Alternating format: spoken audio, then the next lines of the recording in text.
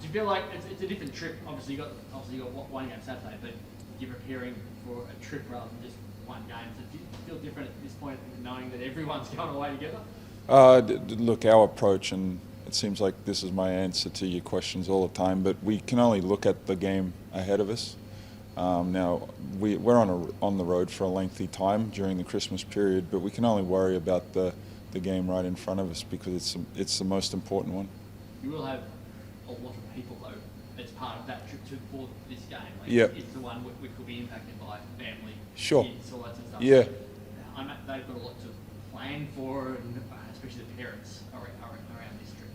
Yeah, but the way I look at it, because I've been through that myself, is that's your everyday life. If they're in Perth, the same thing would be going on. So I think it's just great that they can be with their father, teammate, etc. during this period, because it is a special time, so to have your family around and not be removed from for 8 or 9 days, I think there's more benefit than negative to it all. Do you like a packed schedule around Christmas? Do you think that's, I guess traditionally in the NBL, yeah. going back, they didn't have a time yeah. around Christmas. I know the NBA do it, but yep. Do you like it? I think it's evolving, and at the time of the year that we play, I think it's just natural where it's heading. But like anything, when there's change, there's always a little bit of kickback. But it's our profession. It's the time of the year we play. So I don't think having any negative thoughts about it is going to help you. You just have to deal with this the best way you can. Having been in America for so long, do Christmas always feel more like basketball than Australian Christmas does? No, for the fact that during my playing career, I was part of the transition from the winter to the summer. So really now that's all I think about the NBL is in the summertime and at Christmas time for us. You've got Melbourne United on Saturday, and just the last game you played. I don't want to use the word luck in the last, dying seconds, but it was perfect. It was almost, you can't even script that. You won't have that sort of luck against United. How do you beat a team like that? Yeah, I think when we've been on this good run we've had, we've found different ways to win. You use the word luck, I say we execute or we believe in ourselves in that moment, because you could say the same thing about Tassie the other day, and we've had a few other games. This team's shown resilience just to find a way to win a game. So as long as we give ourselves a chance in that situation, every team needs a little luck. Do you guys talk about that to be able to keep finding ways? It's something that you...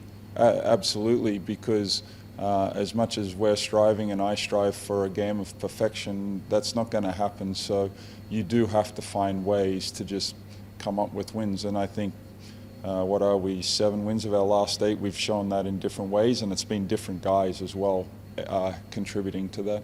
Do you worry being on the road complacency might start to set in? No. If we truly want to be a championship contender, we have to show that we want to go on the road and win, and we can compete against the best teams on the road. Because once you get into that scenario in the playoffs, you have to win on the road to have any chance. I know we can't read too much into training because we're only here for 5 seconds, but Ty and Corey, are they both okay? Yeah. Like Ty, your timing must be impeccable because he's been really good in practice this week. Corey, as you guys know, he's managing his foot. So we're just trying to be smart with that. He's doing a great job of understanding where he's at with that. So the most important thing is for him to be prepared for the Melbourne United game.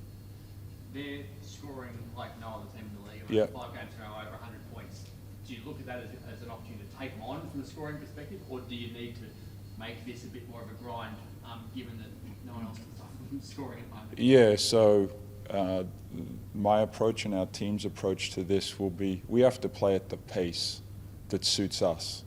They're playing phenomenally efficient offense. They're doing a great job at the defensive end. So the game, when you're playing both at an efficient level, one complements the other. So we have to find a balance of disrupting them offensively so we can propel our own offense. I'd love to say we're going to be a high-scoring game, but until the ball gets thrown up, we don't know how that game is going to morph into the situation. Like the last game we played in Melbourne, it ended up we scored in triple figures. So that would be nice. because you have to score more points than the other team to win. So do you see it as you want to be? Do you know? Are you saying you want to play quick, or you need to assess it as the game goes? Like, I want to play with a good pace, and what does that mean? Like, we have to be playing with momentum. If we're allowing their defense to slow us up, that's to their advantage. They have two excellent guys that can do that in Rillie and Dellavedova. So if they have imposed their will on their game at the defensive end, that's going to be a negative for us. But if we can find ways to flow into our offense, we should be productive at that end. So for so many years, Melbourne just rotate that bench onto Bryce, with Yep. fresh body every couple of minutes. Do you need to, how do you approach him knowing that's what he's going to have the entire game, just fresh all the time? Yeah, like, it's something he's dealt with even before he come to this country. When he was in college, like, he was a prominent part of their team.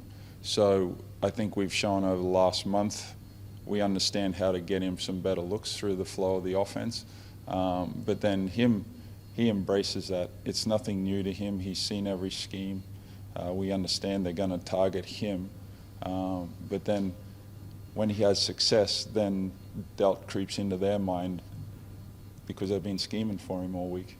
Yeah.